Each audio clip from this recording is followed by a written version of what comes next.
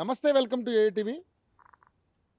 తెలంగాణ రాష్ట్రానికి సంబంధించినటువంటి నిరుద్యోగులంతా కూడా గత 2 ఏళ్లుగా ఏదైతే కాంగ్రెస్ ప్రభుత్వం 2 లక్షల ఉద్యోగాలు ఇస్తానని హామీ ఇచ్చి గద్దెనెక్కిందో ఆ రోజు నుంచి ఈ రోజు వరకు కూడా నిరుద్యోగుల్ని పట్టించుకున్న పాపాన పోలేదు. సో ప్రభుత్వం ఈరోజు నిరుద్యోగుల మీద నిరంకుశత్వంగా ప్రవర్తిస్తుందని చెప్పేసి చాలామంది నిరుద్యోగులు రోడ్ల మీదకి వచ్చి వాళ్ళ నిరసనని ధర్నాల రూపంలో, ముట్టడి రూపంలో తెలియజేస్తున్నప్పటికి కూడా ప్రభుత్వం కొంచెం కూడా స్పందించకుండా విపరీతంగా వాళ్ళ మీద దాడులు చేయడం, ఈరోజు అరెస్టులు చేయడం, ఈరోజే కాదు ప్రతిసారి కూడా అరెస్టుల పర్వం అయితే కొనసాగుతూ ఉంది. మొన్న ఏదైతే లైబ్రరీకి అద్దంకి దయాకర్ ఎమ్మెల్సీ గారు రావడం, ఆయన 2 రోజుల్లో మీ సమస్యకి ఒక పరిష్కారం నేను చూపుతానని ఒక డెడ్ లైన్ ఫిక్స్ చేయడం వల్ల ఆయన మాట తప్పి ఈరోజు చాలా పెద్ద ఇష్యూకి ఆయన కారణమయ్యాడంటూ కూడా విద్యార్థి సంఘాలన్నీ కూడా, నిరుద్యోగ సంఘాలన్నీ కూడా ఈరోజు గళం విప్పుతున్నటువంటి పరిస్థితి. ఈరోజు గాంధీ భవన్ ముట్టడి కార్యక్రమాన్ని సక్సెస్ చేసినటువంటి సందర్భంలో వాళ్ళందరినీ కూడా, అక్కడికి వచ్చినటువంటి నిరుద్యోగులందరూ కూడా అరెస్ట్ చేసి ఇప్పుడే వాళ్ళని రిలీజ్ చేశారు. వాళ్ళంతా కూడా ఇప్పుడు మనతో పాటు ఉన్నారు. మనతో పాటు ఇంద్రకుమార్, అదేవిధంగా రవికుమార్ కూడా మనతో పాటే ఉన్నారు. వీళ్ళంతా కూడా నిరుద్యోగులు. ఈరోజు ధర్నా కార్యక్రమంలో పాల్గొన్నటువంటి నిరుద్యోగులు పొద్దున అరెస్ట్ చేసి ఇప్పుడే వదిలితే ఆ పోలీస్ స్టేషన్ కాడే వీళ్ళని మనం పట్టుకున్నాం. వీళ్ళతో మాట్లాడదాం, అసలు ఏం జరిగింది ఏందనేది కూడా వాళ్ళని అడిగే ప్రయత్నం చేద్దాం. రవి అండ్ ఇంద్రకుమార్, సో ఏంటి మరి పరిస్థితి? ఈరోజు నిజంగానే మీరు వినతి పత్రం ఇవ్వడం కోసం వెళ్ళామని మీరు అంటున్నారు. వాళ్ళు ముట్టడి కార్యక్రమం చేశారంటూ, మేము వాళ్ళని అరెస్ట్ చేసామంటూ కూడా పోలీసులు ఈరోజు మాట్లాడుతున్నారు. ఏంటి అసలు మీరేం చెప్పాలనుకుంటున్నారు? ఈరోజు ప్రధానంగా ఒకసారి గుర్తుంచుకోవాల్సిందే, మేము 4 రోజుల నుంచి ఒకటే మాట చెప్తున్నాము. ఒకవైపు పుస్తకము, ఒక చేత్తో పుస్తకము, రెండో చేత్తో వినతి పత్రం పట్టుకొని వస్తాము. మేము ఈ వినతి పత్రం మాత్రమే ఇస్తాము. మేము ఎక్కడ స్లోగన్స్ ఇయ్యము. మేము ముట్టడి కాదు, మాకు జాబ్ కావాలి, జాబ్ కోసమే వస్తున్నాము, మా జాబ్లో వేయండి, మాకు నోటిఫికేషన్ ఇవ్వండి అని చెప్పేసి వస్తున్నాము. ఎక్కడ కూడా ముట్టడి కాదు. అది కూడా ఎందుకు వస్తున్నామంటే, మీరే పెద్ద పెద్ద ప్రగల్భాలు పలికిండ్రు. ఏమని? ప్రతిరోజు ఒక ఎమ్మెల్యేనో అది లేకపోతే ఒక మంత్రి ఉంటాడు, మీ వినతి పత్రాలు తీసుకుంటారని చెప్పేసి మీరే ప్రగల్భాలు పలికింది. కాబట్టి అది నిజమా కాదా చూద్దామని వచ్చినాం. ఈరోజు అర్థమైంది ఏంటంటే, మా మీద రాజ్యహింస చేస్తున్నారు. నిరుద్యోగులు అంటేనే రాజ్యహింస, నిరుద్యోగులపైన రాజ్యహింస చేస్తున్నారు. అడుగడుగున రాజ్యహింస చేస్తున్నారు. రాత్రి నుండి మమ్మల్ని పడుకోనివ్వకుండా ఫోన్ల ద్వారా పోలీసులు వేధింపులు గురి చేసిండ్రు. ఆ తర్వాత ఈరోజు ఉదయం కూడా చూస్తే మీరందరూ కూడా చూసిన, మీడియా సాక్షిగా మీరందరూ కూడా కల్లారా చూసిండ్రు. దారుణాతి దారుణంగా అరెస్ట్ చేసి మమ్మల్ని తీసుకుపోయి వ్యాన్లో వేసి, ఆ వ్యాన్లో ఫుల్ ఎండ ఉండి చెమటలు కారుతూ ఉంటే కూడా మమ్మల్ని అదే వ్యాన్లో నిల్చోబెట్టిండ్రు. కానీ ఏ పోలీస్ స్టేషన్కి తీసుకుపోలే. తిప్పి ఒక పోలీస్ స్టేషన్కి తీసుకుపోయి మాకు తిన్నిక పెట్టండి అని అడిగితే 4 గంటలకు తిన్నిక పెట్టిండ్రు వీళ్ళు. అంటే ఎందుకు ఇంత వేధింపులు? అడుగడుగున వేధింపులు ఇస్తున్నాయి. ఇంత వేధింపులు ఉన్నా కూడా వీటన్నిటిని తట్టుకొని ఈరోజు తెలంగాణలో ఉన్న నిరుద్యోగులందరూ కూడా వచ్చి చలో గాంధీ భవన్ని విజయవంతం చేసిండ్రు. దానికి ఈరోజు మేము ఈ వేదిక నుంచి ఒక మాట చెప్పదలుచుకున్నాం. మీరు ఎన్ని కుట్రలు అన్నా నిరుద్యోగులందరూ ఐకమత్యంతోనే ఉన్నారు, ఐకమత్యంతోనే కొట్లాడతాం. తప్పకుండా మీరు 2 లక్షల ఉద్యోగాలు వేసే వరకు మీ మెడలు వంచే బాధ్యత ఈరోజు నుంచి నిరుద్యోగులు తీసుకుంటారు. ఎందుకు తీసుకుంటారంటే, మీరు ఒకసారి ఇంతకుముందు మేము ప్రేయర్ చేశాం, అంతకన్నా ముందు ప్రొటెస్ట్ చేశాం. కానీ ఇవన్నీ ఇంకా ఏది కాదు. ఇంకా మిగిలింది ఒకటే, ఒక విప్లవం రావాలి. తెలంగాణలో నిరుద్యోగుల వైపు నుంచి చదువుకున్నది మేము కాబట్టి ఒక విప్లవం రావాలని ఇంకా నిర్ణయించుకుంటాం. అతి తొందరలో భారీ విప్లవం వస్తుంది. దానికి ఇంకా ప్రభుత్వం కూడా తట్టుకోలేనటువంటి విప్లవం వస్తుంది. అది ఈ తెలంగాణ సమాజం చూస్తుందని ఈరోజు కాంగ్రెస్ గవర్నమెంట్కు, వివిధ మంత్రులకు, అట్లనే సీఎంకి హెచ్చరిస్తున్నాం. ఓకే సార్, నిజంగానే ఈరోజు ఇంత పోరాటాలు చేసినప్పుడు కూడా మీకైతే సరైన నిర్ణయం అయితే ప్రభుత్వం తీసుకోలేదు.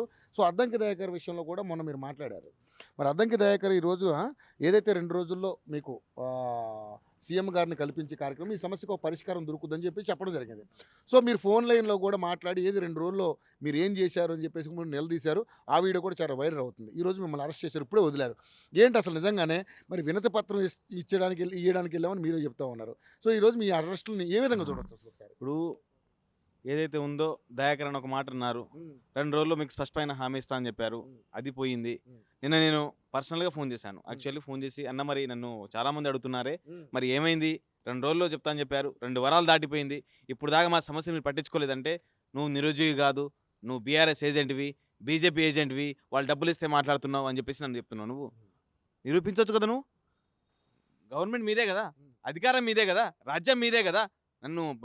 నన్ను మరి మీరు అంటే మీరు ఇది చేసుకోవచ్చు కదా, అంటే నన్ను నిరూపించవచ్చు కదా. నేను ఇక్కడ డబ్బులు తీసుకుంటే ఎవరిదైనా నేను ఫోటోలు దిగితే ఇగో ఈయన బీఆర్ఎస్ ఇచ్చిన ఫలానా వ్యక్తి బీజేపీ వ్యక్తి అని చెప్పేసి మీకోసం, మీ కాంగ్రెస్ పార్టీ కోసం మేం కష్టపడి ఇలా కాంగ్రెస్ పార్టీని గెలిపిస్తే మీరు పదవులు అనుభవిస్తారు. ఇక్కడ మీరు పదవులు అనుభవిస్తారు. మేము కష్టపడి ఇలా కాంగ్రెస్ పార్టీని గెలిపిస్తే ఆ పదవులు అందాలం ఎక్కి మమ్మల్ని తొక్కే ప్రయత్నం చేస్తున్నారు. ఎవరు బీజేపీ, ఎవరు బీఆర్ఎస్, నువ్వు ఎక్కడ అసలు నువ్వు 10 సంవత్సరాలు ఉద్యమాలు చేసినప్పుడు కాంగ్రెస్ పార్టీ ఎందుకు అధికారం రాలేదు? మరి నేను బస్ యాత్ర చేసినప్పుడు ఇలా కాంగ్రెస్ పార్టీ అధికారం వచ్చింది. నిజంగా బరాబర్ ఒప్పుకుంటా. నేను కాంగ్రెస్ పార్టీకి బస్ యాత్ర చేస్తేనే ఇలా కాంగ్రెస్ పార్టీ అధికారం వచ్చింది. మరి నువ్వు 10 సంవత్సరాలు ఉద్యమాలు ఓయూలో చేసినావు, కేయూలో చేసినావు, మరి కాంగ్రెస్ పార్టీ ఎందుకు రాలేదు? మా రాహుల్ గాంధీ ఎవరైతే ఉన్నారో రాహుల్ గాంధీ రావడం వల్లనే ఇలా కాంగ్రెస్ పార్టీ అధికారంలో వచ్చింది చెప్పిన. మరి కాశ్మీర్ టు కన్యాకుమారి వరకు రాహుల్ గాంధీ అన్ని రాష్ట్రాల్లో పర్యటించారు. ఎందుకు అధికారం రాలేదు? ఇవాళ తెలంగాణ రాష్ట్రంలో నిరుద్యోగ సమస్య పెనుభారంగా మారిపోయింది. ఇలా నిరుద్యోగులు ఖాళీ కడుపులతో రోడ్ల మీద తిరుగుతున్నారు. ఒక్క నోటిఫికేషన్ లేకుండా ఇప్పుడు దాకా దాదాపు సంవత్సరం టైం వేస్ట్ అయిపోయింది. గతంలో ఇచ్చిన నోటిఫికేషన్ తప్ప కొత్త నోటిఫికేషన్ ఏం లేవని చెప్పేసి బాధపడుతుంటే ఇవాళ ఒక చెనగాని దయాకరు, అదంకి దయాకరు ₹1000 ఇవాళ నిరుద్యోగుల మీద అభాండాలు మోసే ప్రయత్నం చేస్తున్నారు. ఇలా చెనగాని దయాకరు చూస్తే అరెస్ట్ చేయండి, వీళ్ళని అరెస్ట్ చేయండి, వాళ్ళని అరెస్ట్ చేయండి. సిగ్గుందా నీకు? నువ్వు మానవతుందా నీకు? కనీసం నిజం వినతి పత్రం రూపంలో వస్తున్నంటే అరెస్ట్ చేస్తారా? సిగ్గుందా నీకు? ఏమన్నా కొంచెమన్నా గడ్డి తింటున్నా అని తింటున్నావు నువ్వు. నేను వినతి పత్రాలు తీసుకొని వస్తున్నా అన్న మమ్మల్ని మా వినతి పత్రాలు తీసుకోండి అని చెప్తే తీసుకోకుండా మమ్మల్ని ఇలా అరెస్ట్ చేసే ప్రయత్నం చేస్తారా? ఏం చేశామండి? మానభంగాలు చేశామా? రేపులు చేశామా? మర్డర్లు చేశామా? ఏం చేశాము? ఇలా కాంగ్రెస్ పార్టీని గెలిపిస్తే మమ్మల్ని ఇలా అరెస్ట్ చేసే ప్రయత్నం చేస్తారా? ఇప్పుడు దాకా పొద్దున్న తీసుకెళ్లారు, పొద్దున 11 గంటలు తీసుకెళ్తే ఇప్పుడు దాకా బయటికి రాని పరిస్థితి. ఫోన్లు కూడా లాగేసుకున్నారు. ఇప్పుడు నా పర్సనల్ ఏదన్నాగానో లేకపోతే నా కుటుంబానికి ఉద్యోగం నడతలేదు కదా. 2 లక్షల ఉద్యోగాల కోసం ఏదైతే మీరు మొదటి ఏడాదిలో 2 లక్షల ఉద్యోగాలు భర్తీ చేస్తాను చెప్పిన దానికోసం అడగడానికి వెళ్ళా కదా. అక్కడ ఉన్న చెనగాని దగ్గర ఏం మాట్లాడతారండి? వీళ్ళు నిరుద్యోగులు కాదు. నిరుద్యోగులు ఎవరు? నీకోసమా? అంటే మీరు బీఆర్ఎస్ ఆడిస్తున్నట్టుగా ఆడుతున్నారు. బీఆర్ఎస్ ఫేక్ డ్రామాలు చేపిస్తుంది కాబట్టి వీళ్ళంతా ఫేక్ ఆర్టిస్టులు అని చెప్పేసి మాట్లాడుతున్నారు. వాళ్ళు ఫేక్ ఆర్టిస్టులు, వాళ్ళు బ్లాక్ ఆర్టిస్టులు. మమ్మల్ని అంటారా? మా నిజాయితీని కొలుస్తారా వాళ్ళు? మా నిజాయితీని ఇలా ₹1 తీసుకోండి. ఇలా కాంగ్రెస్ పార్టీ కోసం యావత్ 33 లక్షల మంది ఇలా మీ కాంగ్రెస్ పార్టీ కొట్టేశారు. సిగ్గుందా ఆ మాట మాట్లాడడానికి? ఇలా కామెంట్లు చూసారా మీరు? కింద ఉన్న ఒక్క కామెంట్ అన్న 100%లో 90% నీకు వ్యతిరేకంగా మాట్లాడుతుంది. నీకు ఎప్పుడన్నా సిగ్గు అనిపిస్తలేదు? నీకు నిజంగా అనిపిస్తలేదా? నీకు ఆ మాటలు మాట్లాడడానికి నిరుద్యోగులు కాదండి ఇలా వచ్చిన వాళ్ళు. ఇవాళ అందరూ నిరుద్యోగులు. అందరికి విషయాలున్నాయి. కొంతమంది రావచ్చు, కొంతమంది రాకపోవచ్చు. ఇప్పుడు వాళ్ళు మాట్లాడేది కూడా ఏదో ఒక ఇన్స్టిట్యూట్కి సంబంధించినటువంటి ఒక వ్యక్తితోటి వాళ్ళు కూడా కేటీఆర్ ఆడిస్తున్నట్టుగా ఆడుతున్నారు. ఆ ఇన్స్టిట్యూట్ వ్యక్తితోటి వీళ్ళందరూ కూడా కుమ్మక్కయ్యి ఈ ఫేక్ డ్రామాలు, ఫేక్ ఉద్యమాలు చేస్తున్నారు. సో ఇలాంటి వాళ్ళు మీరు నమ్మితే మీకు ఉద్యోగాలు రావు అని ఇండైరెక్ట్గా బెదిరిస్తున్నారు. అవును, ఇవాళ ఇన్స్టిట్యూట్ ఉన్న వాళ్ళు ఇవాళ మా దగ్గరకు వచ్చి మాట్లాడే ప్రయత్నం చేస్తున్నారు. మరి అదే ఇన్స్టిట్యూట్ ఉన్న వాళ్ళు అశోక్ గారి పేరు అదే అంటున్నాను. ఎవరైతే అశోక్ గారు ఉన్నారో ఆయన కూడా గతంలో కాంగ్రెస్ పార్టీకి పనిచేసిన వ్యక్తే కదా. ఆయన కూడా నియోజకవర్గాలు తిరిగింది కదా. కాంగ్రెస్ పార్టీ గెలుపులో వచ్చి పనిచేసినే కదా. అప్పుడు ఆయన కాంగ్రెస్ పార్టీ ఆయన బీఆర్ఎస్ వ్యక్తి అయినప్పుడు అప్పుడు బీఆర్ఎస్ వ్యక్త అంటే మీకోసం పనిచేస్తేనే కాంగ్రెస్, వేరే వాళ్ళు పనిచేస్తే బీజేపీ బీఆర్ఎస్ మాట్లాడతారా? సిగ్గుండాలా ఎవరైతే మాట్లాడుతున్నారు? ఎందుకంటే ఇలా నిరుద్యోగుల పరిస్థితి ఏం అర్థం కాక రోడ్ల మీద తిరుగుతుంటే వాళ్ళు అసలు కన్నీళ్లు ఎవరు తూర్చలేని ప్రయత్నాలు చేస్తున్నారు. ఇలా వీళ్ళు కార్లు, విల్లాలు అన్ని కొనుక్కొని హ్యాపీగా మంత్రి పదవులు. ఒక మంత్రి ఏమో 10,000 ఇచ్చి 60,000 ఇచ్చినట్టు. ఒక మంత్రి నేనేం తక్కువ తిన్నానా, నేను బిర్యానీ తింటానని చెప్పేసి ఆయన 10,000 పెంచేసి 70,000 అంటున్నారు. కనీసం ఆలోచించండి, నిరుద్యోగుల గురించి ఆలోచించండి. మీరు కనీసం కుమారి అంటే కొంప కూలిపోతుందంటే 10 నిమిషాలు మాట్లాడిన రేవంత్ రెడ్డి గారు ఇలా నిరుద్యోగులు రోడ్డు మీద పడుతున్నారు. కనీసం 10 నిమిషాలు విలువ కూడా మాకు లేకపోయాయి. కుమారి అంటే కొంప మునిగిపోతుందంటే 10 నిమిషాలు ఆయన మాట్లాడిండు. కనీసం మా నిరుద్యోగుల గురించి 10 నిమిషాలు మాట్లాడే పరిస్థితి లేదా? 10 నిమిషాలు మాట్లాడే పరిస్థితి లేదా? ఒక 20 నిమిషాలు మాతో మీటింగ్ పెట్టండి, ఒక అర్ధగంట మాకు టైం ఇవ్వండి, మా వినతి పత్రాలు ఇస్తాము. ఎవడు బీఆర్ఎస్, ఎవడు బీజేపీ అప్పుడే మీకు అర్థమైపోతుంది కదా. మీకోసం స్నానాలు చేయకుండా అంటే కాంగ్రెస్ పార్టీ గెలుపుల కోసం బస్ యాత్రలు చేసి తినక రోడ్ల మీద పడి మేము కాంగ్రెస్ పార్టీ గెలిపిస్తే ఇలా మీరు మాకు ఇచ్చే బిరుదులు ఏంటండి? ఇలా బీజేపీ అంటారా? ఇలా బీఆర్ఎస్ అంటారా? అనేవాళ్ళు సిగ్గున ఉండాలి. ఎవరైతే చెప్తున్నారు వాళ్ళు అంటున్నారు వాళ్ళకి సిగ్గున ఉండాలి కొంచెం అన్న. ఇంకోసారి వచ్చిందనుకో. మీరు ఇట్లాంటి ఉద్యమాలు ఎన్ని చేస్తున్నారు రవి కానీ మీరందరూ కూడా నిరుద్యోగులంతా కూడా మిమ్మల్ని చూస్తే జాలనిపిస్తుంది. కానీ ప్రభుత్వం మాత్రం కనువిప్పు కలగట్లేదు. ఏంటి ఫైనల్ ఏం చెప్పాలనుకుంటున్నారు? అంటే ఒకసారి మనం గుర్తుంచుకోవాల్సిందంటే ఈరోజు ఈ కాంగ్రెస్ పార్టీ చేసిన పనికి, కాంగ్రెస్ ప్రభుత్వం నిరుద్యోగుల పైన చేసిన దమనకాండకు గాంధీ భవన్ ముందు చేసింది. కాబట్టి ఒకవేళ నిజంగా గాంధీ ఉంటే ఈరోజు గాంధీజీ తలదించుకునే పరిస్థితికి వీళ్ళు తెచ్చిండ్రు.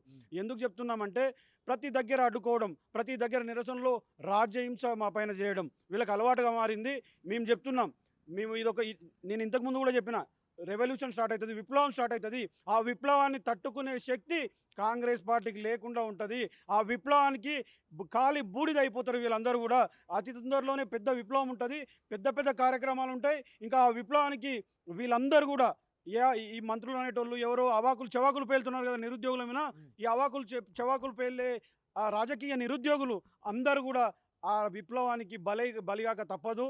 వీళ్ళు అవాకులు చెవాకులు వేలి ఉందామనుకుంటున్నారేమో, అస్సలు ఉండే పరిస్థితి లేదు. బిడ్డ, నువ్వు కామెంట్లు చూసుకోండి, మీ పరిస్థితి ఎలా ఉందో మీకు అర్థమవుతుంది. మీరు కామెంట్లు చూస్తే మీ పరిస్థితి ఎట్లా ఉంది, మీరు ఏ స్టేజ్లో ఉన్నారో అర్థమవుతుంది. యావత్ 30 లక్షల మంది నిరుద్యోగులని ఏకతాటిపైకి తెస్తాం. ఇక రాబో కాలంలో ఆ విప్లవాన్ని చూస్తారు. ఆ విప్లవంలో మీరు అందరూ కూడా కొట్టుకుపోతారు, తప్పకుండా జరుగుతుంది. అట్లానే స్థానిక సంస్థల ఎన్నికల ముందు నోటిఫికేషన్ అయిపోతే ప్రతి సర్పంచులు మా వాళ్ళే ఉంటారు, మా నిరుద్యోగులే ఉంటారు. ప్రతి ఎంపీటీసీలో మేమే పోటీ చేస్తాం, ప్రతి జెడ్పీటీసీలు పోటీ చేస్తాం. అది కూడా ఓన్లీ కాంగ్రెస్ ప్రభుత్వానికి వ్యతిరేకంగానే పోటీ చేసి ఒక్క ఎంపీటీసీ ఒక్క జెడ్పీటీసీ కూడా గెలవకుండా చేసే బాధ్యత మేము తీసుకుంటాం. ఇంకా నిరుద్యోగులు కూడా పోటీ చేసే అవకాశం ఉంది. ఎస్, మేమే పోటీ చేస్తాం. ఎందుకంటే ఇంతకుముందు ఒకవైపు నిలబడి మేము మోసపోయాం. ఇప్పుడు అవతల వైపు నిలబడదలుచుకోలేదు. ఎక్కడ నిలబడము, మేము బరాబర్ పోటీ చేస్తాం. మేమే ఇండిపెండెంట్గా నిలబడతాం. నిరుద్యోగ సమితి పేరు మీద ఇండిపెండెంట్గా నిలబడి మా కుటుంబాల సత్తా ఏందో, మా సత్తా ఏందో చూపిస్తాం. ఒక ఆయన డిబేట్లో అంటుంటాడు, మీరు చేసిన మేము చేసిన 10 సంవత్సరాల కాంగ్రెస్ వాళ్ళు త్యాగం అని చెప్తా ఉంటాడు. 10 సంవత్సరాలు మీ త్యాగం ఉంటే మరి ఎందుకు గెలవలేదు మీరు? ఆ 1.38 ఓట్ల శాతంతో మీరు గెలిచిండ్రు కదా. ఆ 1.38 ఓట్లు ఎవరివి? మేము చేస్తే, మేము ఓట్లేస్తే దాదాపు 5-6% ఓట్లు మేము మలిపినాం. కాబట్టి మీరు అధికారంలో లేకపోతే ఇప్పటికీ మీరు ప్రతిపక్షంలోనే ఉంటుండ్రి. అది మీరు గుర్తు చేసుకొని మాట్లాడాలి. మీరు లేదు, మేము ఇట్లా అవాకులు చెవాకులు వెళ్తాయంటే తప్పకుండా మేము ఎట్లా బుద్ధి చెప్పాలో అట్లా బుద్ధి చెప్తాం. దానికి మేమేం వెనకాడము. ఇంకా అయిపోయింది, మీ మీద ఉన్న నమ్మకం అయిపోయింది, మీకు ఇచ్చే మర్యాద అయిపోయింది ఈ రోజుతో. ఎందుకంటే మాకు మర్యాద ఇస్తారేమో, వినతి పత్రం ఇస్తే మీ మర్యాద ఇస్తారేమో అనుకున్నాం. కనీసం ఆ మర్యాద కూడా మాకు మర్యాద ఇవ్వలేదు. అట్లా మీరు మాకు మర్యాద ఇవ్వలేదు కాబట్టి మీకెందుకు మేము మర్యాద ఇస్తాం? బరాబరి మర్యాద ఇవ్వం. ఇంకా తాడో పేడో తేల్చుకుందాం. నిరుద్యోగుల్లో ప్రభుత్వమో తేల్చుకుంటాం. ఒక విప్లవం వస్తుంది. దీన్ని గుర్తుంచుకోవాల్సింది కాంగ్రెస్ ప్రభుత్వాన్ని హెచ్చరిస్తున్నా. రైట్ ఇంద్ర, మీరు రవి, ఏదైనా కానీ సరే, మీ ఉద్యమం వెనకాల ఎవరున్నారు, ఎవరుండి నడిపిస్తారు అనేది మీరైతే ఒక ప్రక్రియలో మీరు వెళ్ళిపోతూ ఉన్నారు. ఫైనల్గా మరి ప్రభుత్వం దిగి రాకపోతే మీరు ఏం చేద్దాం అనుకుంటున్నారు? ఎందుకంటే ప్రతిసారి మీరు ఉద్యమం చేసినప్పుడల్లా ఇలాంటి కార్యక్రమాలు జరుగుతూ ఉన్నాయి, అరెస్టులు పర్వం అన్నీ జరుగుతూ ఉన్నాయి. సో ఫైనల్గా ఏం చెప్పాలనుకుంటున్నారు? ఫైనల్గా ఒకటే మాట, గవర్నమెంట్ కనుక దిగి రాకపోతే, మా పరిస్థితులు వినకపోతే, మేము రాష్ట్రంలో అన్ని జిల్లాల్లో 33 జిల్లాల్లో అన్ని విద్యార్థులతో కోఆర్డినేట్ అయ్యి రాష్ట్రంలో ఉద్యమాన్ని ఉధృత రూపం దాల్చి పెద్ద సభ ఇక అందరినీ కలుపుకుపోతాం. ఇప్పుడు వీళ్ళ దగ్గరకు వచ్చినాం, మా దగ్గరికి ఎట్లా రావట్లేదని చెప్పేసి మేమే వాళ్ళ దగ్గరికి ఎట్టవేయాలి. వీళ్ళు రాని పరిస్థితిలో అందరితో మీటింగ్లు పెట్టేసి పెద్ద సభ హైదరాబాద్లో ఒక 20-30 వేల మందిలో పెద్ద సభ పెట్టేసి వీళ్ళకి బుద్ధి చెప్పే ప్రయత్నం చేస్తాం. అందరినీ కలిపిపోతాం. ఇప్పుడు సిపిఎం కావచ్చు, బీజేపీ కావచ్చు, బీఆర్ఎస్ ఏ పార్టీ అయినా కావచ్చు, ఆగస్ట్ పాలు ఉందిగా, కే పాలు కూడా కలుపుకుపోతాం. ప్రజాశాంతి పార్టీ కూడా కలుపుకుపోతాం. మా తరఫున గట్టిగా పోరాడుతున్నాయి. ఆయన పాపం ఎక్కడున్నా కూడా మా గురించి మాట్లాడతారు కాబట్టి ఆయన కూడా పిలుస్తాం. తప్పేముంది?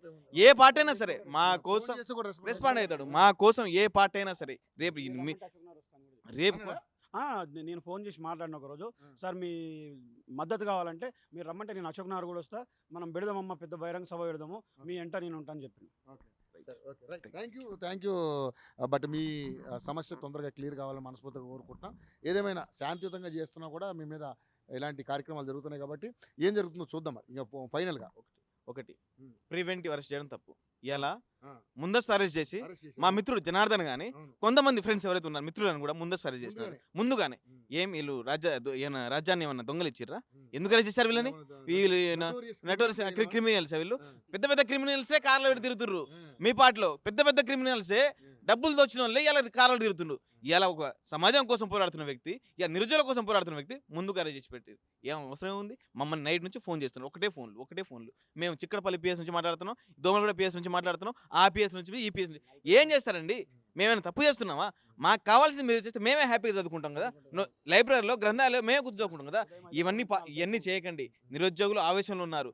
మీరు గనక ఆ నోటిఫికేషన్ ఇవ్వకపోతే ఇక మీరు ఊహించలేని పరిస్థితిని మీ చేయి దాటిపోతుంది. రైట్.